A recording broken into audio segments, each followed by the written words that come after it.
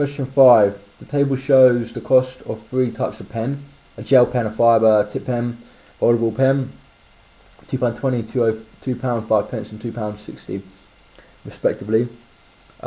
Tim buys 1 fibre tip pen and 1 gel pen. He pays for a £5 note. How much change should he get? So he buys 1 fibre tip pen, so this is £2.05, and 1 gel pen, which is £2.20. So you add these two together. You can either use a calculator or do it by hand. And then it's how much change should he get from a fiver. So this is then £5 minus £4.25, which is 75 pence. So this is then 75 pence. Mrs. Holt wants to buy some rollable pens. She has £20 to spend. Work out the greatest number of rollable pens that she can buy. So essentially, we now get our calculator out now, and we do 20 divided by the cost of 1 rollable pen. So a rollable pen is £2.60.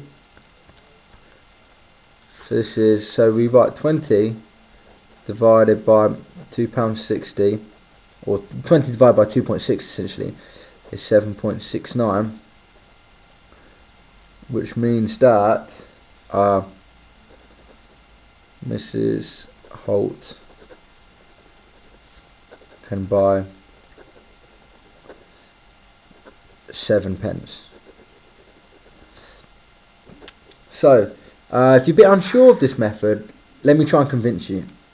Well, if we do £2.6 times 7, it becomes £18.20. If we add on another 2.6, it becomes 20.8. But she's only got £20, so she can't buy this extra 8th one, so she can only buy 7. And it goes, Mr. Davis buys 20 gel pens. 25% of the gel pens do not work. Work out 25% of 20. Okay, so what's the key to answer this question? Well, it's understanding what 25% is. Well, 25% is what? This is the same as a quarter. This is the same as 0.25. So essentially here, all we want to do is times this 20 by a quarter, or times it by 0.25. It's the same thing. So we do 20 times a quarter, which is the same as 20 times by 0.25. But with 20 times a quarter is just 20 divided by 4. So again, we get out the calculator. If we're unsure of this calculation, we do 20 divided by 4, which is the same as 5. If you want clarification of the other method, we do 20 divided by 20 times 0.25, which again is 5. So it's 5 is the answer.